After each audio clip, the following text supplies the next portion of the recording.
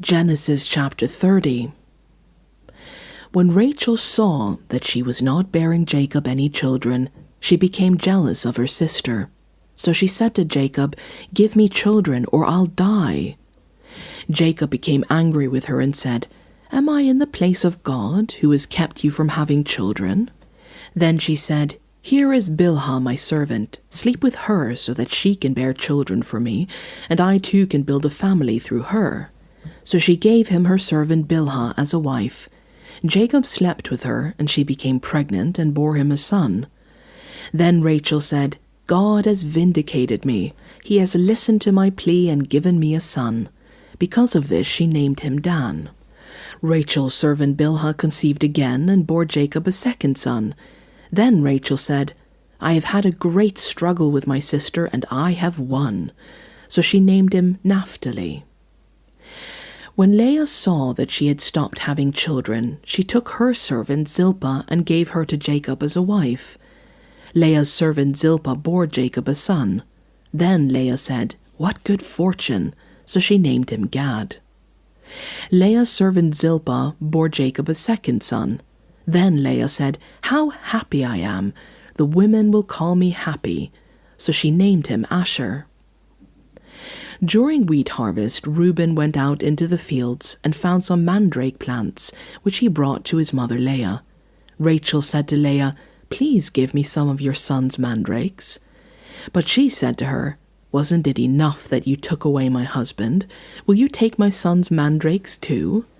"Very well," Rachel said, "he can sleep with you tonight in return for your son's mandrakes." So when Jacob came in from the fields that evening, Leah went out to meet him. "You must sleep with me," she said.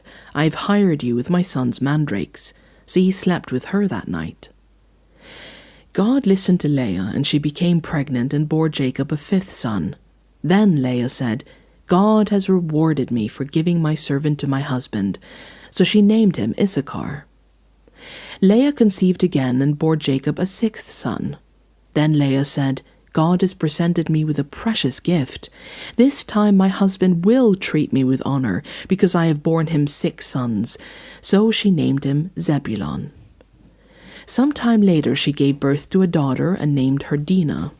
Then God remembered Rachel. He listened to her and enabled her to conceive.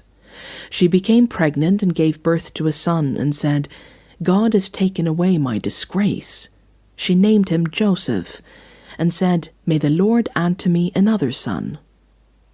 After Rachel gave birth to Joseph, Jacob said to Laban, "Send me on my way so I can go back to my own homeland.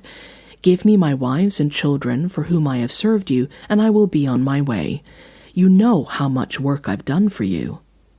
But Laban said to him, "If I have found favor in your eyes, please stay. I have learned by divination that the Lord has blessed me because of you." He added, "Name your wages and I will pay them." Jacob said to him, "You know how I have worked for you, and how your livestock has fared under my care. The little you had before I came has increased greatly, and the Lord has blessed me wherever I have been. But now, when may I do something for my own household?" "What shall I give you?" he asked. "Don't give me anything," Jacob replied. "But if you will do this one thing for me, I will go on tending your flocks and watching over them. Let me go through all your flocks today and remove from them every speckled or spotted sheep, every dark-colored lamb, and every spotted or speckled goat. They will be my wages. And my honesty will testify for me in the future whenever you check on the wages you have paid me. Any goat in my possession that is not speckled or spotted, or any lamb that is not dark-colored, will be considered stolen." "Agreed," said Laban. "Let it be as you have said." That same day he removed all the male goats that were streaked or spotted, and all the speckled or spotted female goats, all that had white on them, and all the dark-colored lambs, and he placed them in the care of his sons. Then he put a 3-day journey between himself and Jacob, while Jacob continued to tend the rest of Laban's flocks. Jacob, however, took fresh-cut branches from poplar, almond, and plane trees, and made white stripes on them, by peeling the bark and exposing the white inner wood of the branches.